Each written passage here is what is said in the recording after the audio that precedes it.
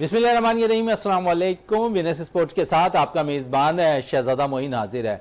पाकिस्तान से cricket international रूठती रह गई, लेकिन जहां पर एक दफ़ा फिर अपना रोल अदा करते दिखाई दिए पाकिस्तान क्रिकेट बोर्ड के चेयरमैन मोहसिन नकवी और यहां पर श्रीलंकन बोर्ड के दरमियान 90 मिनट की मुज़ाकरात के बाद पाकिस्तान में क्रिकेट इंटरनेशनल बहाल रही। यहां पर दूसरा वनडे मैच अब खेला जाना है पाकिस्तान और श्रीलंका के दरमियान, लेकिन इस्लामाबाद में बम धमाके के बाइस से हमने देखा कि श्रीलंकन टीम मैचेस खेलने को तैयार नहीं हो रही थी। कुछ लड़के उनके नहीं खेलने मांग रहे थे, लेकिन यहां रोल अदा किया जहां पर पाकिस्तान क्रिकेट बोर्ड के चेयरमैन मोहसिन नकवी साहब ने, तो वहां पर श्रीलंकन बोर्ड ने भी बहुत ज्यादा कोऑपरेट करते हुए पाकिस्तान के साथ दिखाई दिया और क्रिकेट बहाल ही पाकिस्तान के अंदर। श्रीलंकन टीम जो है पाकिस्तान के खिलाफ है जो बकिया 2 वनडे मैचेस है वो भी खेलती दिखाई देगी। इसके साथ साथ ट्राई नेशन सीरीज पाकिस्तान में खेली जानी है, जहां पर अब जिम्बाब्वे की टीम भी पाकिस्तान पहुंच चुकी है। तो श्रीलंका, जिम्बाब्वे और पाकिस्तान के दरमियान ट्राई नेशन सीरीज का इनिकाद भी होगा। बकिया जो शेड्यूल है उनमें थोड़ी सी तब्दीली हुई है, क्योंकि अब शेड्यूल में जो एक रोज कबल मैच खेला जाना था, लेकिन अब वो मैच एक दिन के बाद खेला जाएगा पाकिस्तान और श्रीलंका के दरमियान। और फिर जिस तरह ट्राई नेशन सीरीज का आगाज 18 तारीख से होना था, 18 नवंबर से, अब वो 19 नवंबर से इसका बाकायदा आगाज होगा। और सबसे बढ़कर आज कौमी खेल के हवाले से बड़ी खबर है कि वर्ल्ड कप क्वालिफाई के लिए जो है मैचेस ढाका में खेले जा रहे हैं और पाकिस्तान बांग्लादेश के खिलाफ मैच खेल रहा है, जहां पाकिस्तानी टीम ने बड़ी जबरदस्त कारकर्दगी का मुजाहरा किया और 2 के मुकाबले में 8 गोल से आज के मैच में कामयाबी हासिल की। तो इस बात के साथ कि पाकिस्तान में हॉकी एक दफा फिर परवान चढ़ रही है, कौमी खेल एक दफा फिर ऊपर की जानिब गामजन होता हुआ दिखाई दे रहा है और उम्मीद करते हैं कि पाकिस्तान वर्ल्ड कप में क्वालिफाई कर जाएगा। उसके साथ साथ इस वक्त कायद-ए-आज़म ट्रॉफी भी जारी है और जहां पर पाकिस्तान के टेस्ट टीम के कप्तान शान मसूद ने बड़ी जबरदस्त इनिंग खेली, अपनी कैरियर की बेस्ट इनिंग खेलते दिखाई दिए हैं। वो 250 रन करने में कामयाब हुए हैं और बड़ी जबरदस्त है कारकर्दगी उनकी रही है कराची ब्लूज की जानिब से। इस पर आज बात भी करेंगे और दीगर खेलों पर भी बात करेंगे जो कराची में खेले जा रहे हैं, उस हवाले से भी बात होगी। मुख्तलिफ लीग्स टूर्नामेंट हो रहे हैं, मुख्तलिफ स्पोर्ट्स फेस्टिवल का इनेकाद हो रहा है, उन सब पे गुफ्तगू रहेगी। और गुफ्तगू करने के लिए स्टूडियो पे मौजूद हैं जावेद इकबाल भट्टी साहब। जावेद साहब, आपका थैंक्स। और सबसे पहले तो क्रिकेट जाती जाती रह गई, श्रीलंका के खिलाफ वनडे सीरीज खेल लेते हैं, बम धमाके बाद ऐसा लगा कि शायद श्रीलंकन खिलाड़ियों ने कुछ मना किया और ऐसा लगता था कि शायद एक दफा फिर क्रिकेट रूठ जाएगी पाकिस्तान से, क्योंकि इससे कबल भी जो वाकया हुआ था वो श्रीलंका के साथ ही हुआ था। और इस दफा जो है हम देख रहे थे कि श्रीलंकन टीम है यहाँ मौजूद थी पाकिस्तान में, मैचेस का इनिकाद हो रहा था, उस दौरान फिर वही जो सानिया पेश आया। लेकिन हम समझते हैं कि यहाँ पर श्रीलंकन बोर्ड ने बड़ा इंपॉर्टेंट रोल अदा किया, लेकिन उससे बढ़कर यहां पर मोहसिन नकवी साहब ने अपना सबसे ज्यादा रोल अदा करते दिखाई दिए और उन्होंने अपनी जाती मसरूफियात और निजी मसरूफियात के निकाल कर यहां पर 90 मिनट से जायद जो मीटिंग हुई ना श्रीलंकन बोर्ड से, वो बड़ा इंपॉर्टेंट रोल अदा किया और फिर क्रिकेट पाकिस्तान में बहाल रही। श्रीलंकन टीम जो है तीनों वनडे मैचेस भी खेलती दिखाई देगी, बकिया 2 मैचेस जो बाकी हैं उस पर भी अब खेलते दिखाई देंगे। ट्राई नेशन सीरीज है पाकिस्तान में और वो भी खेलते हुए दिखाई देंगे। तो खुशाइन चीज हुई है। इस पर जावेद इकबाल भट्टी साहब से पूछना चाहूंगा, जावेद साहब एक दफा फिर मुंह का तमाचा लगा है यहाँ पर इंडियन को और उन्होंने जो बोर्ड है बहुत से वलगला मचा दिया था और वो चीज़ें अब सब ख़त्म हो गई, क्रिकेट बहाल है पाकिस्तान के अंदर। बिल्कुल मोइन भाई, बहुत शुक्रिया आपने इंट्रो में जैसे बात की कि हमारे यहाँ से जो इंटरनेशनल क्रिकेट है वो 2009 के बाद आपको पता है कि बड़ी मुश्किल से बहाल हुई थी, जो दहशतगर्दी का वाक़या हुआ था उसके बाद। लेकिन अब जो है जब बहाल होगी और दुनिया की तमाम टीमें जो है पाकिस्तान में आकर खेल चुकी हैं सिवाय इंडिया के। अब हम आते हैं श्रीलंका टीम की तरफ। जिस तरीके से श्रीलंकन प्लेयर्स को मुख्तलिफ हीले बहानों से उन्हें जो डराया गया पाकिस्तान के माहौल के बारे में, और फिर एक वाक़या भी इस्लामाबाद में हो गया, लेकिन आपको दाद देना होगी श्रीलंकन क्रिकेट बोर्ड, उनकी मैनेजमेंट, पाकिस्तान क्रिकेट बोर्ड के चेयरमैन जनाब मोहसिन नकवी साहब कि इनकी ज़ाती काविशों से हमने जो है जाती हुई क्रिकेट को, हमने अपने मैदानों को दोबारा से सुनसान होने से बचा लिया। श्रीलंकन प्लेयर्स के साथ मोहसिन नकवी साहब ने जो है फर्दन उनके तहफ़्फ़ुज़ात दूर किए और मैनेजमेंट के साथ बैठ के उनकी सिक्योरिटी के हवाले से उनको मकसद बिल्कुल ज़ीरो टॉलरेंस पे लिया कि आपका कोई भी प्रॉब्लम ऐसा नहीं है। अल्हम्दुलिल्लाह पाकिस्तान में आप बिल्कुल सेफ़ हैं और ये आपको श्रीलंका क्रिकेट बोर्ड को दाद देनी होगी। जिस तरीके से उन्होंने पाकिस्तान बोर्ड के साथ कोऑपरेट किया और उनके सिर्फ 8 प्लेयर थे जिन्होंने यहाँ खेलने से इनकार किया, उन्होंने जो है वापसी की उड़ान भरनी चाही। लेकिन श्रीलंकन क्रिकेट बोर्ड ने, जब पाकिस्तान क्रिकेट बोर्ड के चेयरमैन बनफ्से नफीस खुद मकसद क्रिकेट के लिए क्या मकसद उनकी आपको पता है कि पोस्ट वज़ीर दाखिला है पाकिस्तान के, और फिर जिस तरीके की उनकी मसरूफियात हैं वो मुल्की हो बैन अल-अक़वामी हो, लेकिन उन्होंने फ़ौरन से पेशतर क्रिकेट के इस खेल की बहाली को जारी रखते हुए आकर श्रीलंकन प्लेयर मैनेजमेंट से बात की और फिर श्रीलंका के बोर्ड ने भी बहुत ज़बरदस्त स्टैंड लिया। उन्होंने दहशतगर्दी के वाक़यात जो है उन्होंने इसका प्रैक्टिकली जो है सामना किया हुआ है, जैसे 1994 हो गया, 99 हो गया, 1987 हो गया। अच्छा, खुद भी श्रीलंका के अंदर हम देखते हैं कि वाकयात बहुत ज़्यादा होते हैं, हाँ, लेकिन उन वाकयात के अंदर हमने देखा है बहुत से वाकयात, जब पाकिस्तानी टीम भी श्रीलंकन टूर पर होती थी तो बहुत से वाकयात वहाँ पर भी हुए, लेकिन पाकिस्तान ने दौरा अधूरा नहीं छोड़ा, वहाँ पर क्रिकेट को तरजीह दी, फैंस को तरजीह दी श्रीलंकन, और वहाँ वो क्रिकेट जारी रखी पाकिस्तानी टीम ने। बिल्कुल, मैं यही अर्ज़ कर रहा था, पाकिस्तान की टीम ने जब श्रीलंका के अंकर जैसे 94 की बात कर लें, 87 की बात करें, 90 की बात कर लें, उस टाइम पे श्रीलंका के दौरे किए जब वहाँ दहशतगर्दी अरूज पर थी, बम धमाके अरूज पर थे। इवन के 3 टेस्ट की सीरीज़ जब खेलने गए तो आखिरी टेस्ट जो है कर्फ्यू लग गया था तो मुलतवी हो गया था, उसकी जगह 2 वनडे खेलने पड़े।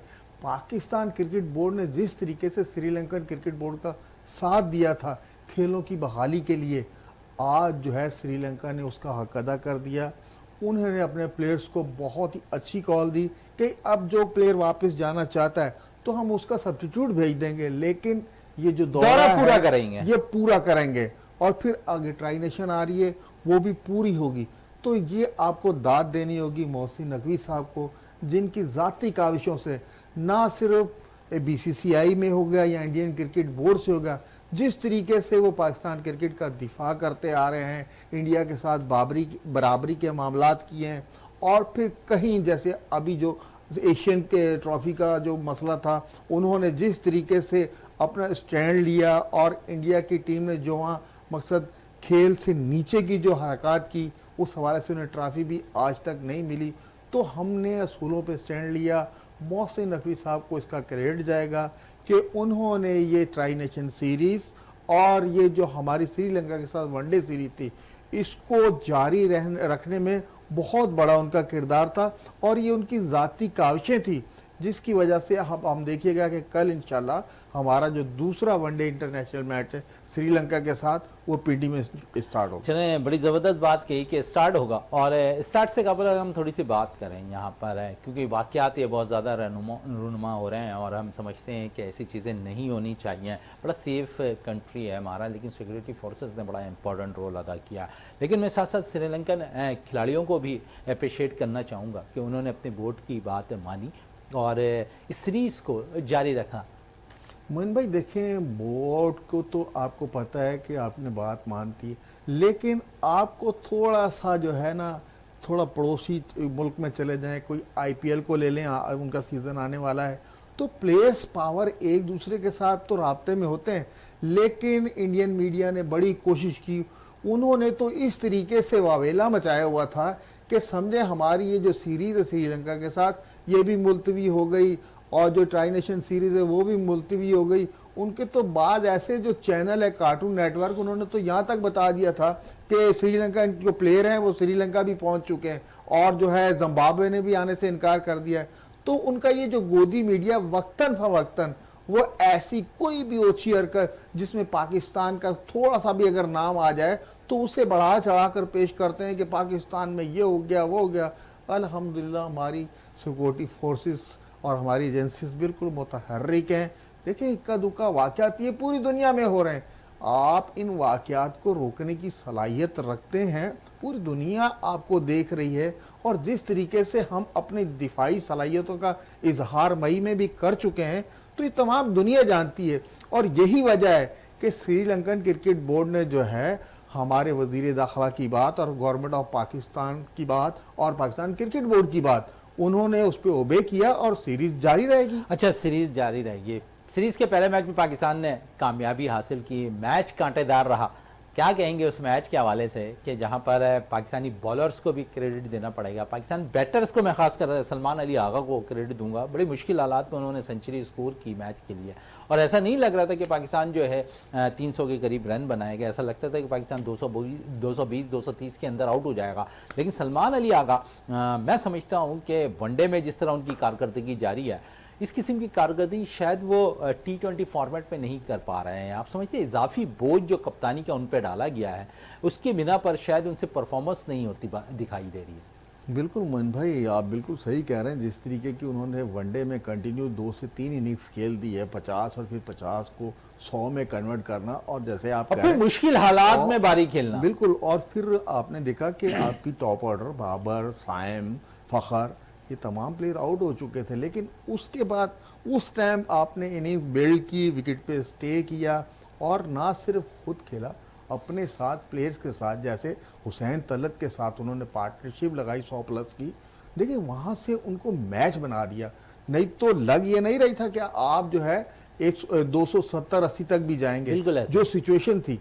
लेकिन आपको दाद देना होगा जिस तरीके से सलमान अली आगा ने जो है अपनी बिल्कुल अवेयरनेस का बहुत ही ज़बरदस्त मुजाहरा किया, और साथ हुसैन तलत को भी क्रेडिट देना होगा कि उन्होंने उनके साथ स्टेक किया। चलें स्टेक इस पे कंटिन्यू करेंगे, हुसैन तलत के हवाले से भी बात करेंगे कि मुतअद्दिद मौके पे वो अच्छी बारी भी खेल जा रहे हैं, गो के मौके कम मिले हैं उन्हें, लेकिन मौके से फ़ायदा उठाने में अब वो कामयाब होते हुए भी दिखाई दे रहे हैं, मुस्तहकम कर रहे हैं मिडिल ऑर्डर को। इस पर बात रहेगी, लेकिन इससे कबल हमें ब्रेक के लिए कहा जा रहा है। ब्रेक पे चलते हैं, ब्रेक से जब वापस आएंगे तो इस पर गुफ्तगू करेंगे।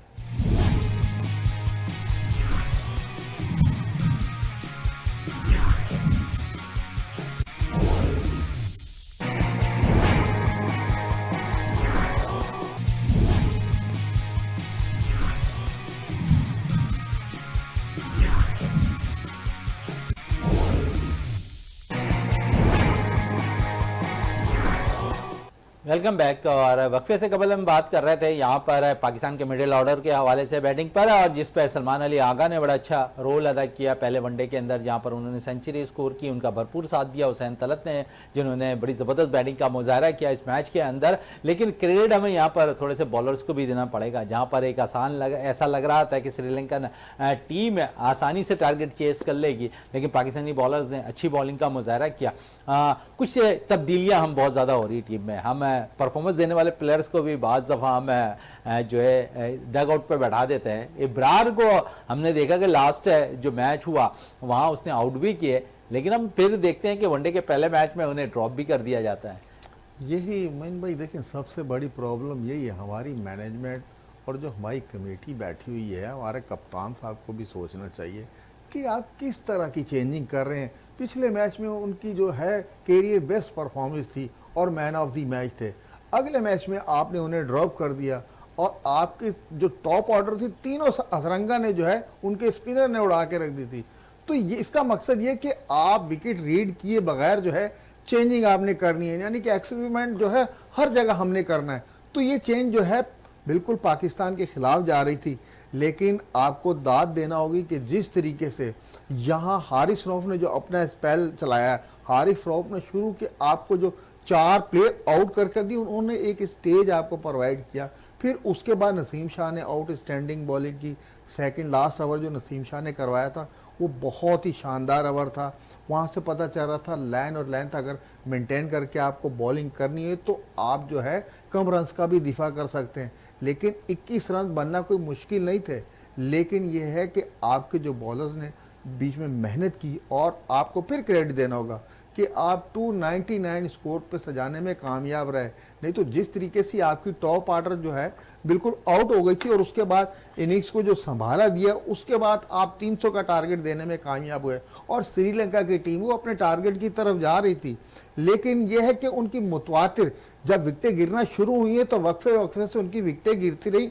ये सबसे बड़ी वजह थी श्रीलंका की हारने की। नहीं तो आपको पता श्रीलंका पर नंबर 8 तक तो बैट्समैन मौजूद थे, 8वें नंबर पर आके हसरंगा जो है वो 60 प्लस की इनिंग्स खेल गए। अच्छा, उसके अलावा मैं थोड़ा सा इस मैच में मजीद और बात करना चाहूंगा कि पहले वनडे में हमने देखा कि श्रीलंकन टीम ने फील्डिंग बड़ी बेहतरीन की है और मैं क्रेडिट समझता हूँ, वरना ये 20-25 रन मजीद इजाफा होता पाकिस्तान की इनिंग में।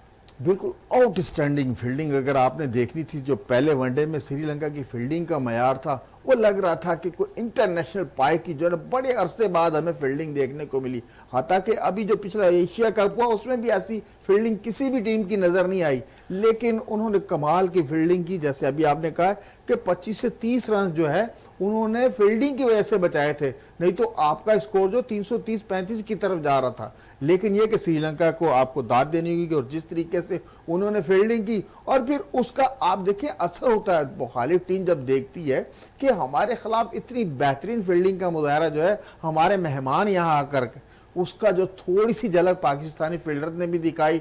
जिस तरीके से आपने देखा है कि बाबर आजम ने जो हारिस रऊफ की बॉल पे कैच लिया था स्लिप में, आउटस्टैंडिंग कैच था, बल्कि वो मैं देख रहा हूं कि इस सीरीज का सबसे बेहतरीन कैच होगा। और अब पाकिस्तानी टीम में भी फील्डिंग के हवाले से थोड़ी सी इंप्रूवमेंट आ रही है और जिस तरीके की श्रीलंका की फील्डिंग है, अगर उसी तरीके की फील्डिंग हमारी साइड से भी होना शुरू हो गई तो हम भी जो है आखिरी से 25 से 30 रन जो है वो बचा सकते हैं। चलें, आखिरी के 25 से 30 रन बचा सकते हैं। फिर साथ साथ क्योंकि पाकिस्तान के प्लेयर्स के हवाले से अगर हम बात करें तो इस वक्त तक अगर हम देखें तो बाबर उस किसी के फॉर्म दोबारा वापस करने में नाकाम नज़र आ रहे हैं। इसी तरह मोहम्मद रिजवान भी उस तरह फॉर्म वापस लाने में नाकाम है। तो इन दोनों फ़िक्र अगर मैं कह सकता हूँ कि इस वक्त अगर थोड़ी सी यहाँ पर दोनों बैटर्स बैटिंग कर लें तो पाकिस्तान मुस्तहकम हो सकता है और मजीद मिडिल ऑर्डर पे। बिल्कुल मोहिन भाई, देखिए इसमें कोई दो राय नहीं, बाबर और रिजवान आपके मुस्तनद बैट्समैन है और ज़्यादातर शायकीन क्रिकेट और जितने भी फैंस हैं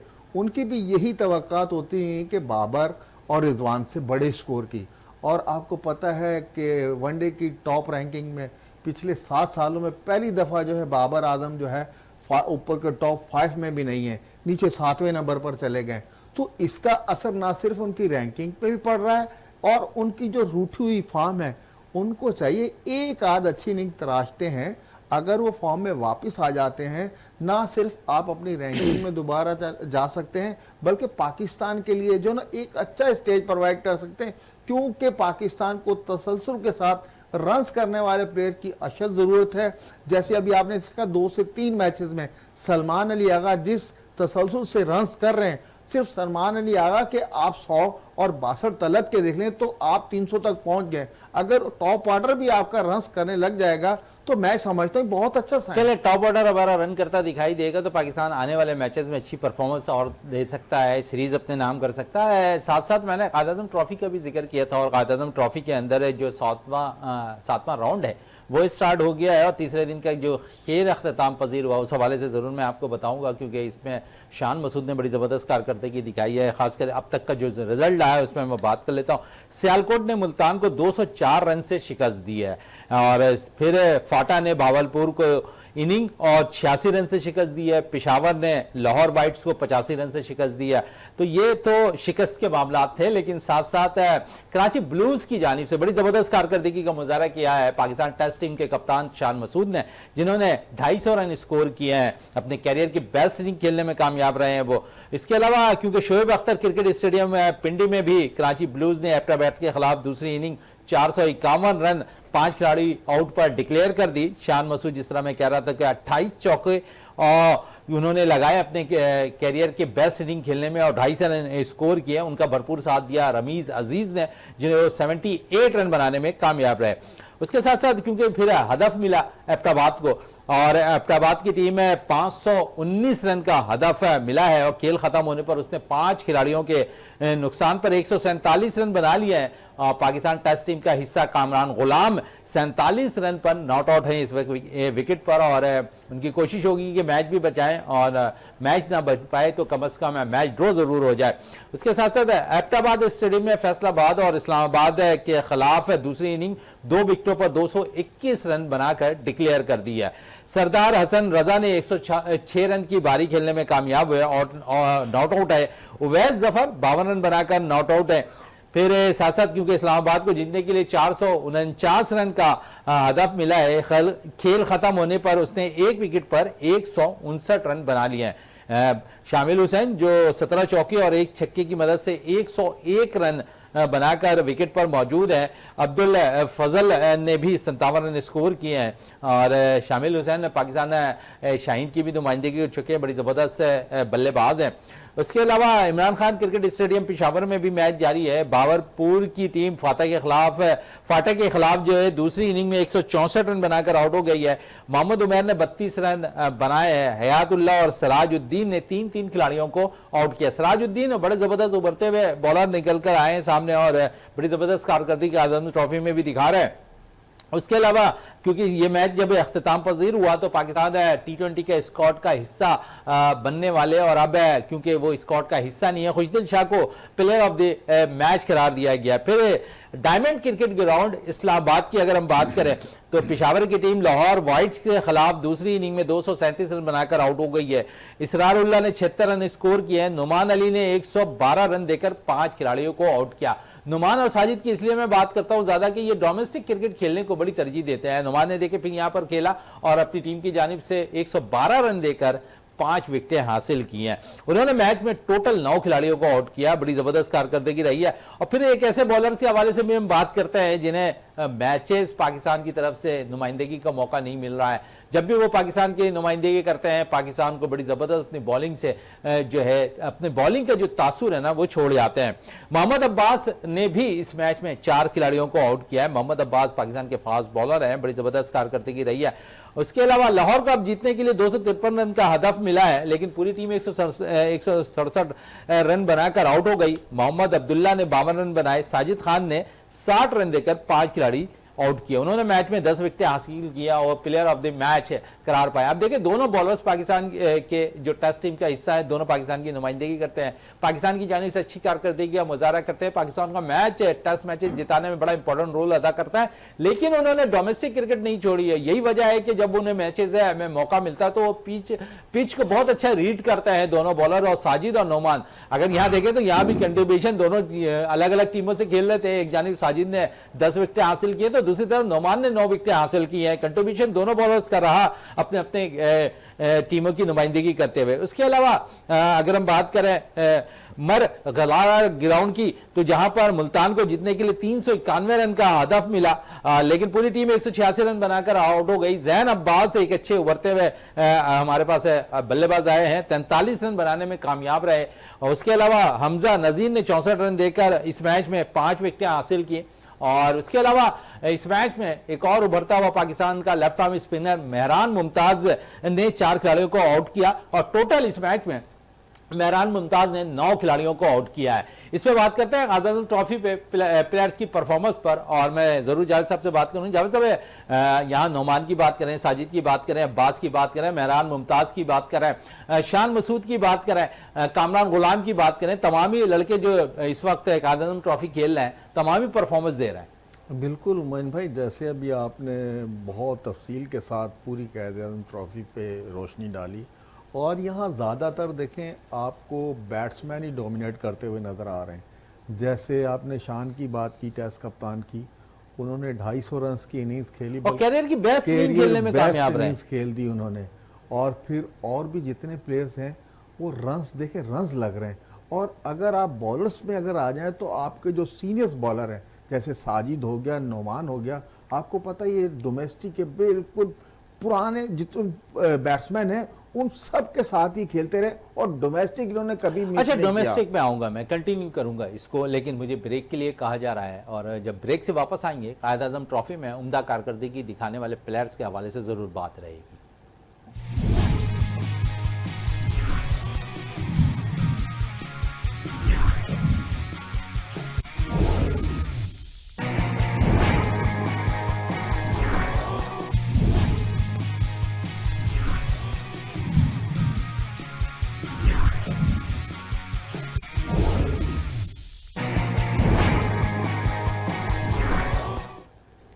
वेलकम बैक। और वक्फे से कबल हम बात कर रहे थे कायद-ए-आज़म ट्रॉफी में उम्दा कारकर्दगी दिखाने वाले खिलाड़ियों के हवाले से जावेद साहब भी से बात चल रही थी कि वो तमाम प्लेयर जिन्होंने बड़ी ज़बरदस्त कारकर्दगी दिखाई है कायद-ए-आज़म ट्रॉफी में और अभी भी दिखा रहे हैं, वो पाकिस्तान नेशनल टीम को भी नुमाइंदगी कर चुके हैं। और उन्हीं प्लेयर्स के हवाले से हम बात कर रहे थे, शान के हवाले से साजिद खान, नोमान अली, उसके अलावा जो है यहाँ पर कामरान गुलाम के हवाले से हम बात कर रहे थे। तो कितना बड़ा आप समझते हैं कि इनिशिएटिव होता है जब वो डोमेस्टिक क्रिकेट खेलते हैं और पाकिस्तान की सबसे बड़ी ट्रॉफी कायद-ए-आज़म ट्रॉफी खेल रहे होते हैं। बिल्कुल मोइन भाई, आपको पता है कि कायद-ए-आज़म ट्रॉफ़ी जो है हमारा जो ग्रास रूट लेवल है वहाँ से जो क्रिकेट क्लब क्रिकेट शुरू होती है, स्कूल कॉलेजेस से होती हुई फिर डोमेस्टिक की तरफ जब आती है, फर्स्ट क्लास क्रिकेट आती है, तो कायद-ए-आज़म ट्रॉफ़ी आपको पता है कि ये वो स्टेज होता है जब प्लेयर कौमी टीम में दस्तक देता है। और फिर यहाँ देख लें कि जिस तरीके की विकटें या मैचेस जैसे अभी आपने बात की, यहाँ तमाम ही बैट्समैन डोमिनेट कर रहे थे। आप कहीं का भी ले लें, कराची ब्लूज़ के ले लें, वाइट के ले लें, लाहौर के ले लें, बावलपुर के ले लें, कहीं से भी। लेकिन अगर देखें बॉलर्स अगर कोई परफॉर्मेंस दे रहा है तो आपके कंटिन्यूस सीनियर बॉलर जैसे नोमान ने भी मैच में 10 आउट कर दिए, साजिद ने भी 9 आउट कर दिए, मेहरान मुमताज़ ने भी 9 आउट कर दिए। तो प्लेयर बॉलिंग की अगर बात की जाए तो बॉलर्स में बिल्कुल मखसूस नाम जो है वो सामने आ रहे हैं। जैसे बैटिंग में तो हर टीम से कोई ना कोई प्लेयर 100 करके खड़ा हो, नीचे के नंबरों के प्लेयर भी 100 कर रहे हैं। लेकिन असल मसला है कि हमें जिस पाए के बॉलर चाहिए, अब नोमान और साजिद कब तक वो पाकिस्तान की स्पिन बॉलिंग का बोझ उठाएंगे। आपको जो बॉलर्स तैयार करने वाले हैं फ्यूचर में, जिन्होंने आगे क्रिकेट खेलनी है, उनको भी चाहिए कि ऐसी परफॉर्मेंस जो है दें। जैसे 112 रन देख के 5 नोमान ने आउट कर दिए, साजिद ने 5 आउट कर दिए, मेहरान ने 5 आउट कर दिए। तो इस टाइप के मैं कह रहा हूँ कि बॉलर जो है पाकिस्तान क्रिकेट बोर्ड को चाहिए कि कायद-ए-आज़म ट्रॉफी में उनको इंट्रोड्यूस कराए, उनको ये स्टेज प्रोवाइड करे। देखिए रन्स, देखिए अभी कैरियर बेस्ट कर दी शान ने, इतने अरसे से वो डोमेस्टिक भी खेल रहे हैं, इंटरनेशनल भी कर रहे हैं, लेकिन उन्होंने कैरियर बेस्ट डोमेस्टिक में 250 रन्स कर दिए। और आप कामरान गुलाम को ले लें, किसी भी प्लेयर को आप उठा के ले लें, आपको रन्स करते हुए यहाँ प्लेयर नजर आएंगे। और बड़ी विकेटें अगर 5-5, 6-6 आउट करते अगर कोई नजर आएंगे बॉलर्स में थे, वो सिर्फ आपके वही सीनियर जो है वही विकेटें ले रहे हैं। चलें, वही सीनियर विकेट लेते हुए दिखाई दे रहे हैं यहाँ पर। कायद-ए-आज़म ट्रॉफी कितना ज़रूरी होता है इन प्लेयर्स को खेलना, इस बात का सबूत होता है कि वो पिच को बहुत अच्छा रीड करता है। थोड़ा सा मैं इसमें कामरान गुलाम पर आऊँ, पाकिस्तान टेस्ट टीम के स्क्वाड में ज़रूर मौजूद रहे। कामरान गुलाम यहाँ पर भी रन कर रहे हैं। आप समझते हैं कि अब जगह बन रही है यहाँ पर पाकिस्तानी स्क्वाड के अंदर, जो B11 पाकिस्तानी स्क्वाड का अनाउंस हो तो उसमें कामरान गुलाम 11 रुकनी स्क्वाड में ज़रूर शामिल है? बिल्कुल मोइन भाई, जिस तरीके से कामरान गुलाम ने आपको डेब्यू पे 100 करके दिए थे और उसकी फॉर्म तो कंटिन्यूस चल रही थी, और उसके बाद आपने स्क्वाड में भी रखा, लेकिन आपने 11 रुकनी दस्ते में जो है उन्हें शामिल नहीं किया। तो मैं ये समझ रहा हूँ कि जो हमारे प्लेयर्स की टॉप ऑर्डर की फॉर्म्स हैं, आप देखें अब्दुल्ला शफीक को देख लें, आप इमामुल हक को देख लें, और आप बाबर आजम को देख लें, या टेस्ट में आप आगा सलमान को देख लें, जो उनकी बैटिंग थी। अगर आप चाहें तो आपको जो प्लेयर डोमेस्टिक में रन्स कर रहा है, वो चाहे कायद-ए-आज़म ट्रॉफी हो या कोई लीग्स के मैच को फर्स्ट क्लास में कहीं भी हो रही है, कामरान गुलाम आपको हर जगह स्कोर करते हुए नजर आएगा। लेकिन ये है कि कामरान गुलाम को चाहिए कि अब आपने इतनी परफॉर्मेंस दी, अब पाकिस्तान क्रिकेट बोर्ड और मैनेजमेंट का जो है ये फर्ज बनता है कि भाई आपकी टॉप ऑर्डर मिडल ऑर्डर जो है टेस्ट मैचेस में वो रन नहीं कर रही, तो आप एक ऐसे प्लेयर्स को लेकर आए जिन्होंने डेब्यू पे आपको 100 करके दिया है और वो तसलसल से जो है डोमेस्टिक में रन कर रहा है, कायद-ए-आज़म ट्रॉफी में रन कर रहा है। तो ये है कि कामरान गुलाम का हक बनता है आप उसको जो है टेस्ट टीम में जो है अब शामिल करें। चलो टेस्ट टीम में शामिल करें। अब दूसरा वनडे मैच खेला जाना है कल। समझते पहला मैच में हमने कामयाबी हासिल की, कुछ चेंजिंग करते नज़र आ रही है पाकिस्तानी टीम में कि किसी नए खिलाड़ी को मौका दें हम? बिल्कुल मोइन भाई, देखें पाकिस्तान टीम जो है आपको पता है तजर्बे तो बिल्कुल करती आई। जिस तरीके से पहले वनडे में उन्होंने जो है अबरार अहमद को जो है बाहर कर दिया। असल मसला ये है कि आपको दूसरे वनडे में अबरार को वापस लाना होगा। जिस तरीके की हसरंगा ने वहाँ बॉलिंग की, और आपको पता है कि अबरार पीक पे चल रहा है। आपको पिछले सीरीज़ में जो है उन्होंने जो आखिरी मैच में जो है कैरियर बेस्ट 4 आउट करके मैन ऑफ द मैच लिया था। तो चेंजिंग तो सिर्फ एक ही नज़र आ रही है, और मैं नहीं देख रहा कि ज़्यादा छेड़छाड़ अब करनी चाहिए। एक ही अगर आपने चेंज करनी है, सिर्फ अबरार को आपने इन करना है। और दूसरा जो वनडे है वो बहुत ज़्यादा इंटरेस्टिंग होगा। और मैं ये देख रहा हूँ कि जिस तरीके से उस पर जो है मुलतवी होने के बादल मंडला रहे थे, और अब शायकीन क्रिकेट जो है वो मैं देख रहा हूँ कि बहुत ज़्यादा जो है कल वाले वनडे में आपको जो है जोश और जज्बे के साथ जो है स्टेडियम में नजर आएंगे। और ना सिर्फ पाकिस्तानी प्लेयर बल्कि वो श्रीलंकन प्लेयर को भी जो है ना भरपूर सपोर्ट करेंगे, और अपनी बिल्कुल मोहब्बत का इजहार जो है कल वो स्टेडियम में भी करेंगे। क्योंकि जिस तरीके से श्रीलंकन क्रिकेट बोर्ड ने हमारी क्रिकेट को जो है बर्बाद होने की तरफ जो जा रही थी वहां से रोका है। और इंशाल्लाह आप देखिएगा कल आपको पिंडी के जो शायकीन है वो अपनी मोहब्बतें जो है दोनों टीमों के साथ जो है बराबर शेयर करते हुए नजर आएंगे। अच्छी चीज नजर आ रही है जिस तरह हमने फैसलाबाद में देखा। फैसलाबाद में 17 साल के बाद क्रिकेट खेली गई और उस ग्राउंड को आबाद किया गया। शायकीन की एक बड़ी तादाद मैचेस देखने आ रही थी। इसी तरह पिंडी में भी हमने देखा पहले मैचेस में शायकीन क्रिकेट बड़ी तादाद में मौजूद थे। तो आप समझते हैं कि अब क्योंकि जोश वलवला ज़्यादा हो गया है और ये मामलात के बाद ऐसा लगता है कि पिंडी की आवाम बड़ी बेकरार है इस मैच को देखने के लिए, और तमाम टिकटें भी फ़रोख्त हो गई हैं। फिर जो मैच आज खेला जाना था वो कल पर जब तब्दील हुआ तो जो आज के मैचेस के टिकट्स थे वो भी मोहसिन नकवी साहब ने जो है बजरिया अगले दिन के मैचेस के लिए अलाउ कर दिया। तो हर चीज़ अच्छी जा रही है शायकीन क्रिकेट के लिए। पाकिस्तान टीम भी परफॉर्मेंस देती नज़र आ रही है, तो खुशाइन चीज़ नज़र आ रही है आपको? बिल्कुल मन भाई, बहुत ही खुशाइन चीज़ है। जैसे ये मैच जो आज होना था वो कल पे चला गया, और आपको पता है सैटरडे संडे वैसे ही ऑफ होता है। आप ना सिर्फ पिंडी के शायकीन बल्कि जो है इस्लामाबाद के शायकीन और नज़दीक नज़दीक जितने शहर हैं तमाम शायकीन क्रिकेट जो है, मैं ये देख रहा हूँ कि इस वाक़े के बाद जैसे जो हमारे पड़ोस में मीडिया ने मुख्तलिफ अफवाहें फैलाई थी, आपको पता है कि ऐसी जब अफवाह साजी होती है और पाकिस्तान के खिलाफ इस किस्म की जो वो कार्टून नेटवर्क जो मोदी मीडिया चलाता है, लेकिन उसके बाद पाकिस्तानी अवाम जिस तरीके से यकजहती का मुजाहरा करती है और खेलों से जो प्यार करती है उसकी सपोर्ट के हवाले से मैं ये देख रहा हूँ कि कल के मैच में जो शायकीन का जोश खरोश जो है वो एक अलग ही अंदाज में नजर आएगा। अलग ही नजर आएगा कल है, लेकिन इस जोश और खरोश को बढ़ा दिया है पाकिस्तान की कौमी हॉकी टीम ने, जो ढाका के अंदर है बांग्लादेश में जो मुनक्किद हो रही है इस वक्त क्वालिफाइंग राउंड है, वहां पर बड़ी जबरदस्त कारकर्दगी आज दिखाई है बांग्लादेश के खिलाफ। और 2 के मुकाबले में 8 गोल से पाकिस्तानी टीम ने कामयाबी हासिल की है इस वर्ल्ड कप क्वालिफाइंग राउंड में, और इससे कौमी खेल के हवाले से भी बात करेंगे। जावेद साहब, पाकिस्तान ने आज कामयाबी हासिल की इस मैच में जो वर्ल्ड कप क्वालिफाई राउंड के लिए खेला जा रहा है, क्या कैसा देखा आज के मैच में? और पाकिस्तान ने तमाम वक्त बांग्लादेश की टीम को जो है हमने देखा दिफा करते हुए उनके खिलाफ कारकर्दगी दिखाई।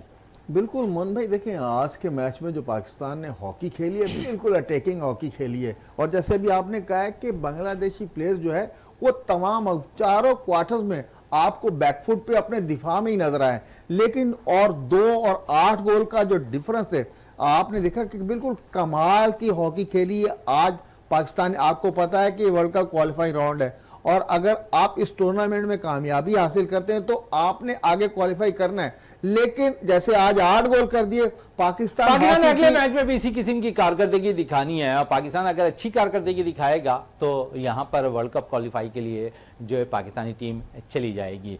साथ साथ जावेद साहब, आपका बहुत शुक्रिया, बड़ी ज़बरदस्त गुफ्तगू रही आज के इस प्रोग्राम में। इसी के साथ अपने मेज़बान शहजादा मोइन को इजाज़त दें। पाकिस्तान जिंदाबाद। लेकिन जाते जाते जो है यहाँ पर FPS स्पोर्ट फेस्टिवल का इनिकाद है नेशनल कोचिंग सेंटर कराची में हो रहा है, उस हवाले से हमने एक छोटा सा पैकेज तैयार किया, वो पैकेज भी देखते जाए।